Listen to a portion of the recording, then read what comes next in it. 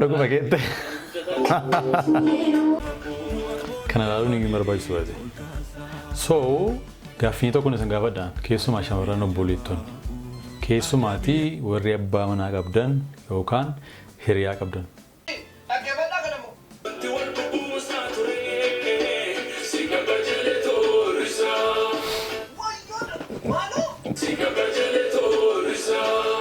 Kabajale. Yoo yaa shamaa kam jirtu nagaa jaalalli waaqayyo bakka jirtan hundumaatti isiniif haa baay'atu kun YouTube channel Boonsaa Addisuu Guuteeti. Haaraa yoo taatan subscribe gochuudhaan maatii keenyatti dabalamaa. Viidiyoowwan yerootti gadhiisnu dafanii akka isin ga'aniif mallattoo galii banaa gochuu hin dagatinaa. Viidiyoo keenya har'aa keessattis reakshinii kan biraatiin deebinee dhufnee jirra.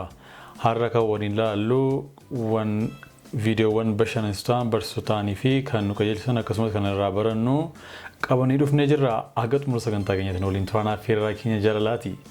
Viidiyoo keenya jalqabaa irratti waa'ee sooshaal miidiyaa irratti garmalee haasa'amaa jiruu fi namni hundinuu gurra isaa qeenfatee dhaggeeffachaa jiru tiiktookaroota eerpoortii keessa jeequmsa kaasan irratti mootummaan Itoophiyaa maal murteesse kan jedhu isin biraan geenya. Tiiktookaroonni kunis mana murtii dhiyaachuudhaaf akka isaan jiranii mootummaan Itoophiyaa miidiyaa isaatiin gabaasee jira.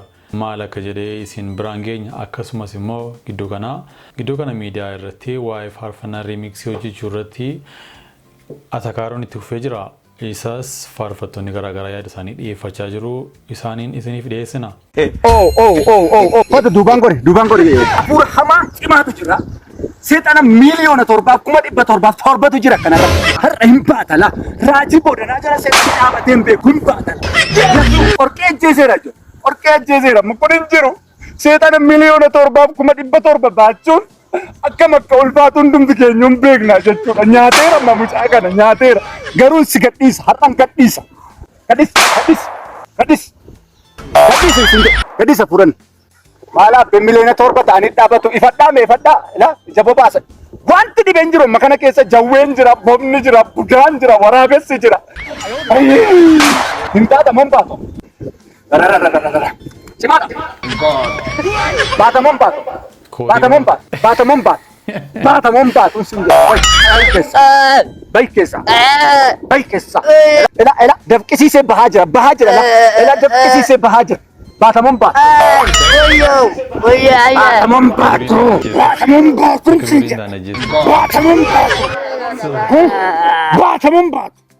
Eenyu taateetu ati raajii boodanaa jala dhaabatta. Eenyu taatee dhaabatta. Baatamon baatu.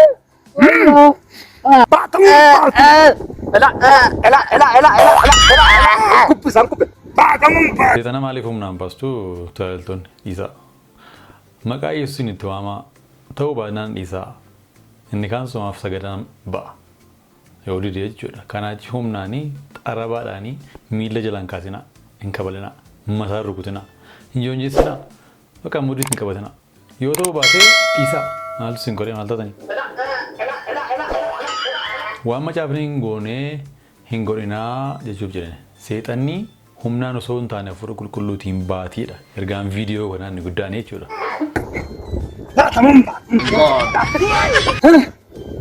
Kana kun. Kaas. Jiru Raajii. Injiru. Maalo? Oh my God. Injiru. Kurba. Maal kun? Si abbe. Maal abbe reefa bidaniitu wal jaakoo maqaa balleessu reefa bidani. Sin bayyee du'eera bakka. Kurba.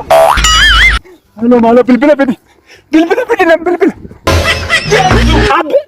Maqaa bade wal jaarraasii boodana. Maali baay'ee qabe moo? Baay'ee. Maaluma eegdaati gaafa inni du'uun jedhe deetti keessa. Maal eegda? Amanteessanii. Taballash abbaat. Yesus dhufeera gara koo dhufees fayyisee miidha. Maal kan himne? Yesus dhufeera gara koo. Kazas. Jibbisiisaadha kan baay'ee. Nama koo inni shaadaayidha maqaan isaa du'a boolla banee ol kaasaa. Yesus dhufeera gara koo dhufees fayyisee miidhama koo inni shaadaayidha maqaan isaa. kana ilaaluun hin barbaachisu baate. So gaaffii tokko isin gaafadhaan keessumaa shamarran obboleettonni keessumaatii warri abbaa manaa qabdan yookaan hiriyaa qabdan uffata qaama keessan argisiisu uffata qullaa keessan argisiisu uffata qaama keessanii sheeppii isaa guutummaa isaa agarsiisu inni isin uffattanii waldaas haa ta'u obboloota bira deemtan obboloota mul'istan maanni kaayuun keessan maanni maal irraa argattu keessumaatii warri abbaa manaa qabdan warri gaa'ela qabdan uffata qullaa uffata qaamaa agarsiisu uffata dhiirri itti gufachuu danda'u inni isin argisiistanii qaama keessan qullaa mul'isanii tokkoffaa abbaa manaa keessan ni gammadaa isinitti hin gammadaa akkana gochuu keessanitti maanni kaayyoo keessan maanni hiikisa moo kaayyoo kan biraa qabdu kun gaaffiidha gaaffii sirriidhas mee of gaafadhaa jechuun maaliif barbaachise uffata akkasii uffachuun eessaatii akkas akka godhamtan gorfamtan mee hiriyaan keessan yookaan abbaa manaa keessanii yeroo isin akkas gootan yeroo isin akka kanatti qullaa keessan mul'istan sheeppii keessan mul'istanii waan isinitti gammadu fakkaata waan isinitti tolu fakkaata moo maal gaaffiidha mee of gaafadhaa waan of fedheef iddoo kana sooshaal miidiyaa irratti obboloonni tiktok irratti beekamoo ta'an ja'a eerpoortii yookaan dirree xiyyaaraa Itoophiyaa keessatti jeequmsa yookaan okara kaasuun isaanii beekamee jira. Kanaan wal qabatee sooshaal miidiyaa irratti gidduu kanaa garmalee waa'ee isaanii ajandaa ta'ee haasa'amaa ture. Gidduu kanaa BBC'n akka armaan gadiitti gabaasee jira. Namoonni malli qilleensa gara Maqalee dirqiidhaan akka itti yuufuu dhiibbaa godhanii shororkeessummaadhaan himatamuu fi jedhee BBC'n gabaase. Kamisaa gara galgalaa imala qilleensaa Finfinneerraa gara Maqaleetti qabamee ture sababa haala qilleensaa badaan saadhumaatti haqamuun jeequmsa kaase.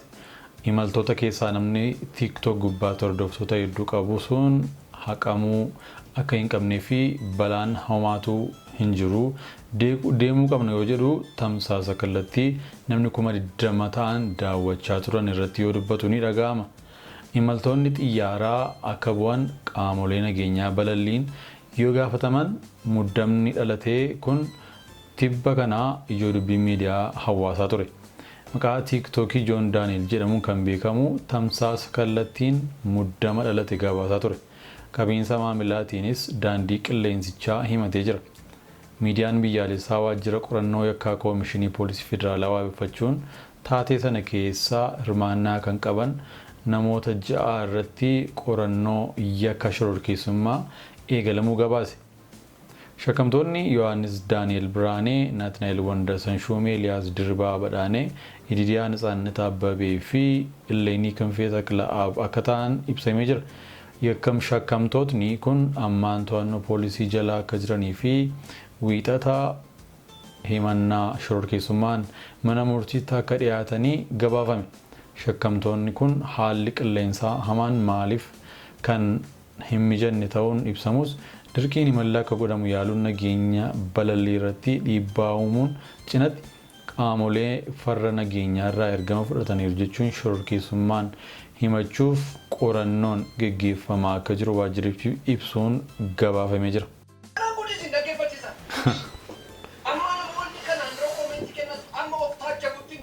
Eshi kanauri.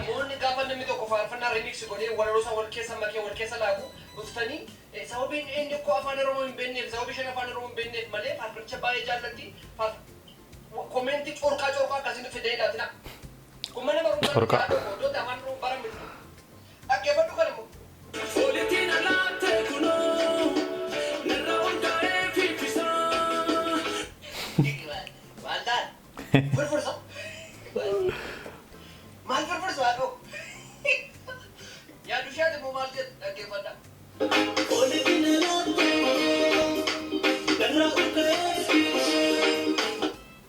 Akkasila.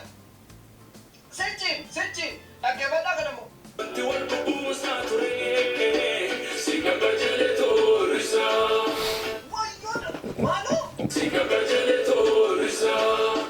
Kabajali. Kabajali. Ese. Wayo jamaat umde. Me alu shemet me. Akefata.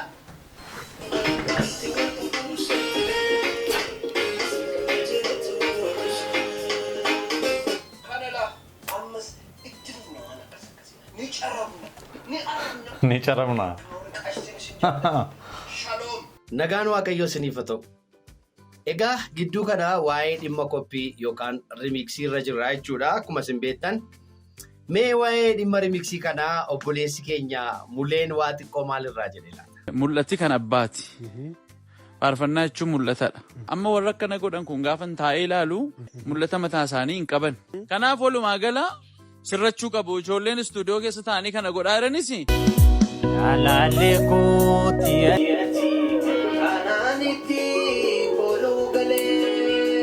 Wayoka.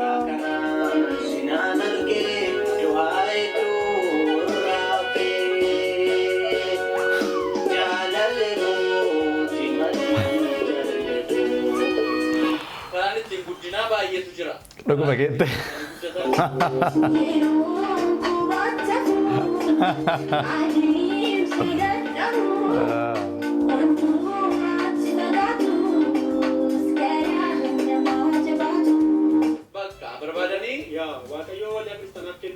Raajuu manjira, dagun jira, mana qulqulleessu raakasi. Mana qulqulleessu. Mana qulqulleessu. Jarri kun waaqayyoon kadhatanii seerchi godhanii of argachuu qabu. Akkas mul'ata mataa isaanii barbaadachuu qabu. Warra faarfannaa namaa hojjetanii maal jettanii? Hattuu faarfannaa jedhu. Faarfannaa nama hattuu maalodha? Hanna. Timootewos boqonnaa 5 lakkoofsa 20 irra jiruun dubbisa. Warra cubbuu hojjetan immoo warri hafan hundumtuu akka sodaatanitti hundumaa duratti isaaniif hadhuu jedha. Egaa ergaan koo guyyaa irraa kuni warra faarfannaan dulloomeera jedhan dhaloota daayinaamiksii kanaaf jechuudha ergaan koo guyyaa. Jireenya gooftaan alatti jiraatamu keessatti wantoonni baay'een ni jijjiiramu yookaan immoo hin geeddaramu hin haareeffamu. Garuu namoota baay'eedhaaf wanti hanga yoonaa hin galin jiru wanti waldaa kiristaanaa keessaa hin jijjiiramne baay'eetu jiru yookaan immoo wanti waldaa kiristaanaa keessatti jijjiiramuu hin dandeenye jiru. Isaanis maalodha? Maalummaan kiristaanummaa fi macaafii qulqulluu keenya nuti Kiristoos Yesuusiin ittiin eeggannu maalummaan kiristaanitii keenya matumaa hin jijjiiramu jechuudha. Adeemsi kiristaanummaa nuti Kiristoosii wajjin qabnu matumaa jijjiiramuu hin danda'u jechuudha. Kanaaf iyyuu hojiin daayinaamiksii kamiyyuu yoo hojjetaman wanta kana jijjiiruu hin danda'anii jechuudha. Wanna fedhe haaressuu dandeessa.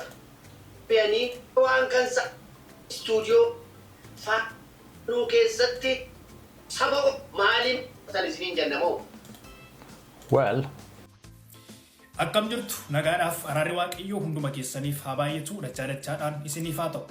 Viidiyoo kana dhaggeeffachaa kan jirtan utuu sheerii hin godhin, utuu riipoost hin godhin, utuu namaaf hin dabarsin bira hin darbina adaraa isin gaafadha. Keessumatti amantoonni kiristaanota kan taatan viidiyoo kana kan dhaggeeffatan utuu qaama dhimmi kun laallatutti naaf hin dabarsin sheerii naaf hin godhin adaraan isin gaafadha. Adaraa waaqayyoon isin gaafadha sheerii naaf godhaafiitii bira darba. Dhimmi kunis namni suuraa isaa asirratti argitan kun maqaan isaa TikTok irratti Xalahaa jedhamuudhaan beekamu kun nama guddaa keenya Paaster Abdoo yookiis barsiisaa Abdoo irratti tarkaanfii reebuu fi tarkaanfii dhabamsiisuu irratti fudhachuu yaalee ture guyyaa kaleessa. Doorsisi kun warreen islaamummaa hordofaniin amantoota irratti keessumatti namoota islaamummaa irraa gara Kiristoositti gara fayyina jireenya bara baraatti dhufan irratti tarkaanfii kana fudhachuun waggaa hedduu lakkoofsisee jira. Biyyi Itoophiyaa kan isheen ittiin bultu seera biyyattiitiin malee shariyaa islaamaatiin miti. Garuu doorsisi kun yeroo dheeraadhaaf isaan irra tureera. Namoota isaan fakkaatan irratti adeemsi kun bara dheeraadhaaf deemaa tureera. Kanaaf seerri biyya sanaa namoota akkasii irratti nama akka mucaa kanaa irratti tarkaanfii akka nuuf fudhatu. Fakkaattoti isaa isa duuba kan jiran baay'ee. Warreen akkasii akka seera biyya sanaatti lubbuu namaarra tarkaanfii fudhachaa waan jiraniif akka seera biyya sanaatti akka itti nuuf gaafataman namoonni dhimma kana qaqqabsiisuu dandeessa yookiis qaama dhimmi kun laallatu qaqqabsiisuu dandeessa adaraa sheerinaaf godhaati dhimmi kun seeraan akka ilaalamu irratti hojjechuu qabna hundi keenya irratti dammaqneetu dhimma kana seera ilaalchisuu qabna isiniin jedha galatooma. Kun dhuguma dhimma baay'ee yaachisaadha waaqayyoo obboleessa keenya haa eegu jenna innis haga danda'ametti just yoo of eege baay'ee barbaachisaadha sababni isaas just wanti yeroo beekamaadha waan ta'eef jechuudha yeroo akkas dhiibbaa uumu just namoonni seetanis namni sinaara waan ta'eef waaqayyoon isaaf kadhachuu qabna isa tiksuu qabna obboloonni isaaf isatti siqxanii isa eeguu qabdu isaaf kadhachuu qabdu innis haga danda'ametti iddoo isaaf mijataa ta'e iddoo isaaf seefii ta'e taa'ee wangeela lallabuu qabaa jenna waaqayyo gooftaan maccaa bara baraan isaa tiksu